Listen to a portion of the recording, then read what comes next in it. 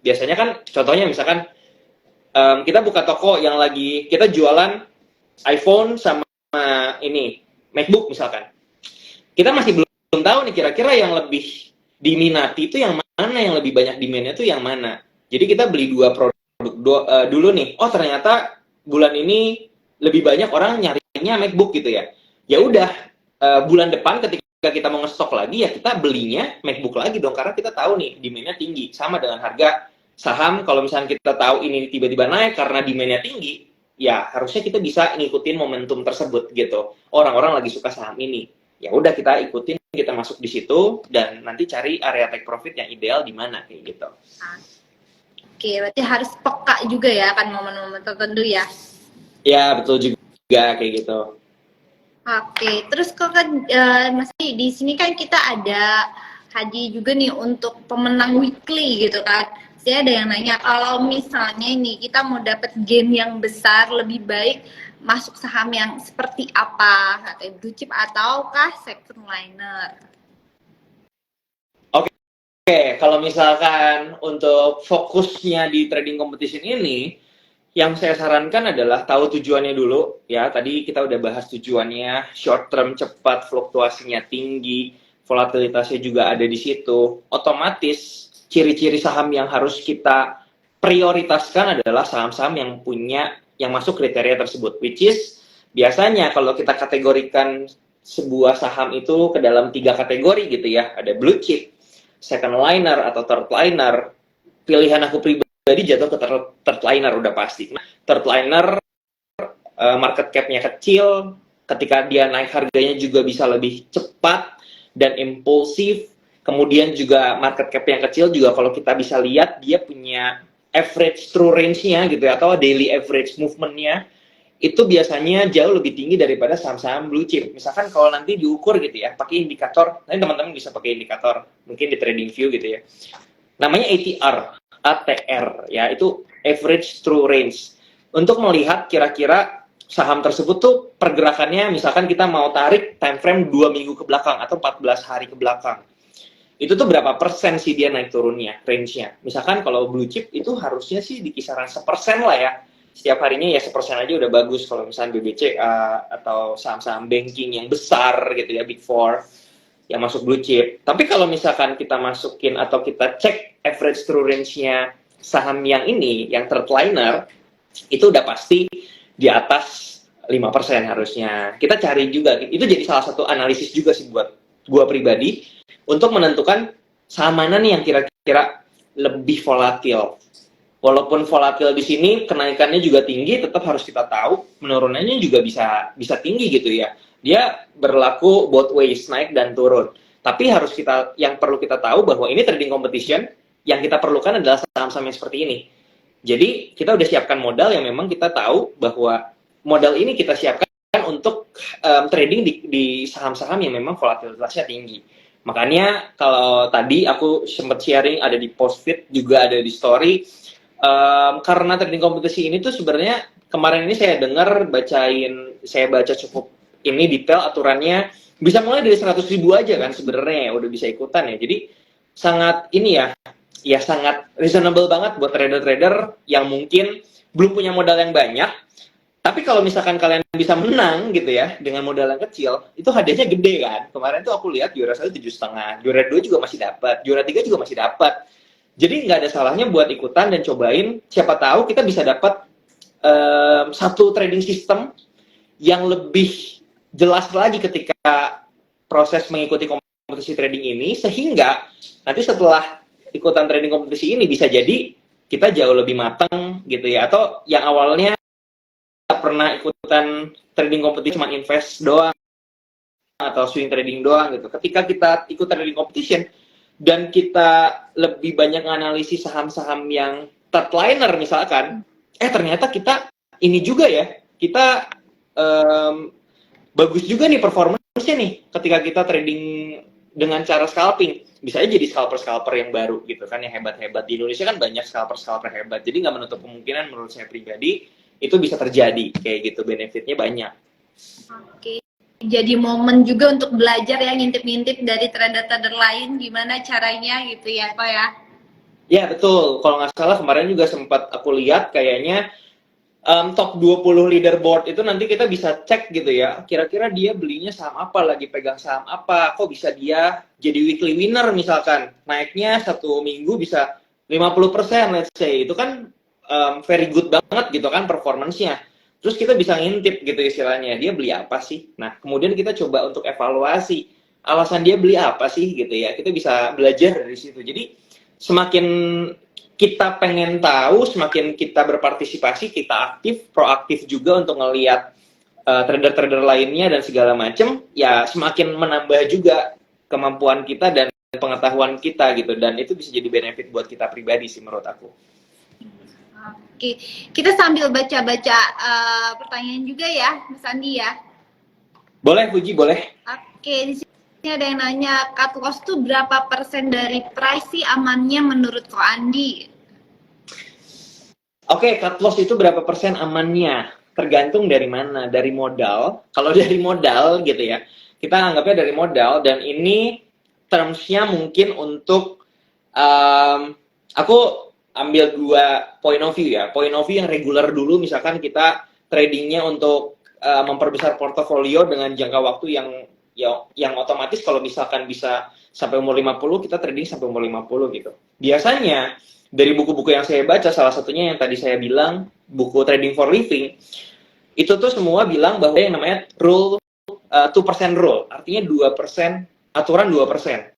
Jadi setiap kali kita trading, resikonya dari modal ketika kita open posisi satu saham, beli satu saham, maksimal kerugian itu cuma 2% dari modal. Jadi misalkan modal kita let's say 10 juta misalkan, 2%-nya kan 200.000. Jadi ketika kita beli saham dan kena stop loss, ketika analisis kita salah, itu cuma boleh batas maksimalnya. Tapi beda cerita ya, atau beda approach dengan trading untuk trading competition ini sendiri ya. Tips aja nih buat teman-teman gitu ya. Buat trading competition ini kalau bisa, biar kita bisa mengejar goals utamanya untuk kita menangin kompetisi ini, harusnya modal yang kita pakai di awal itu udah jadi modal cut loss kita selama 1 bulan, karena trading kompetisinya kan 1 bulan.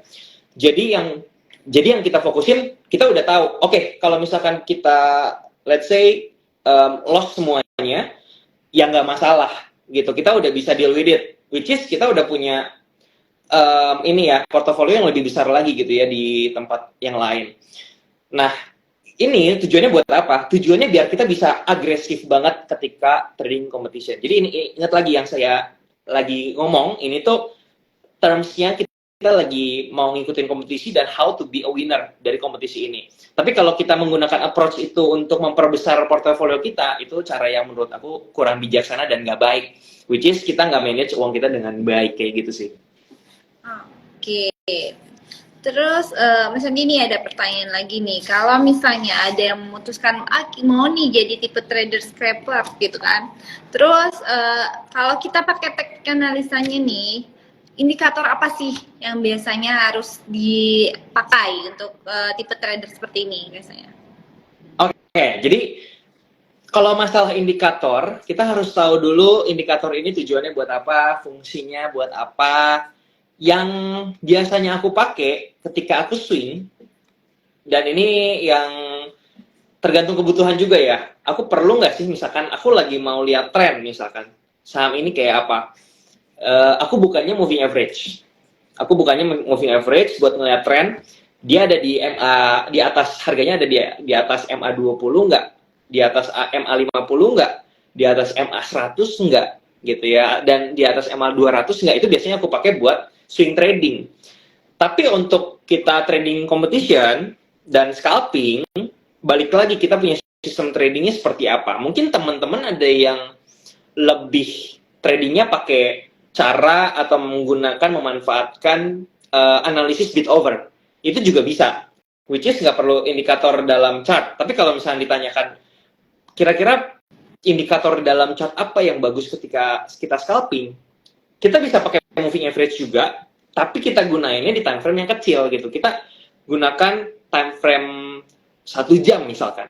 Kita pakai yang tadi, moving average 20, 100, 50, dan 200. Untuk ngelihat tren dalam time frame yang lebih pendek, itu dia trennya seperti apa, pergerakannya seperti apa. Dan yang kedua yang biasanya saya pakai adalah indikator momentum atau indikator biasanya stokastik atau RSI gitu ya. Bisa dipakai dua-duanya, stokastik RSI juga bisa. Jadi dilihat misalkan dia udah overbought atau oversold gitu. Jadi kita udah tahu, oh ini kayaknya udah jenuh beli. Ya berarti udah time to take profit. Atau kita lihat ini udah jenuh jual, dia udah harganya terlalu murah gitu ya, based on this indicator. Ya kita bisa cari posisi untuk kita bisa buy gitu ya, buy on weakness. Jadi kurang lebih itu dua indikator yang biasanya yang jadi favorit aku untuk saya pakai, no matter the time frame. Buat swing gue bisa, buat scalping juga bisa kalau mau pakai chart. Tapi biasanya buat teman-teman yang pakai bit over analysis juga boleh. Jadi silahkan ke gaya tradingnya masing-masing. Yang penting apa? Yang penting balik lagi, tujuannya itu ada dan caranya itu tetap untuk mencapai tujuan tersebut kayak gitu. Oke, menarik banget nih. Ini perlu dicatat buat happy investor nih. Kalau nanti mau ikutan trading competition, mau ikut pakai teknik analisanya, boleh dicatat tuh indikator-indikator dari Mas Andi. Pertanyaan terakhir deh nih Mas Andi.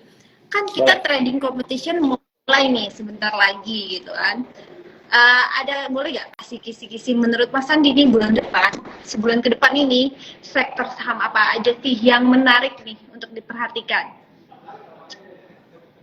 Sektor saham yang menarik untuk diperhatikan ya. Which is sebenarnya aku belakangan ini juga nggak terlalu ngecekin sektor mana nih yang lagi perform dan segala macam. Tapi kayak untuk belakangan ini individual stocks itu banyak yang menarik juga ya. Aku nggak sebut emitennya apa kali ya, atau kode ininya apa gitu ya. Cuman kayak di small caps yang di sektor energi juga ada yang volatilitasnya bagus dan harusnya bisa menarik gitu ya untuk ditradingkan. Atau biasanya di saham-saham, kalau belakangan aku coba cek dulu ya, kemarin ini tuh sektor teknologi juga lumayan ada sedikit pergerakan, tapi ya balik lagi itu kan high risk ya, tech industrial atau tech sektor. Jadi pilihlah yang memang lagi menarik. Atau kemarin yang kita sempat bahas ya, Fuji ya, saham-saham IPO nih. Saham-saham IPO kan selalu jadi headline di news dan segala macam. Jadi fokusnya juga para investor atau trader di sana kayak gitu ya. Jadi menurut aku pribadi, apalagi yang untuk ngambil momentum sesaat, euforia dan segala macam, dan fluktuasinya udah pasti lagi tinggi banget ketika dia listing gitu atau beberapa hari setelah IPO, itu bisa dimanfaatkan banget sih menurut aku pribadi. Jadi tinggal kitanya sendiri bagaimana bisa mengambil momentum itu sih yang jadi PR kayak gitu.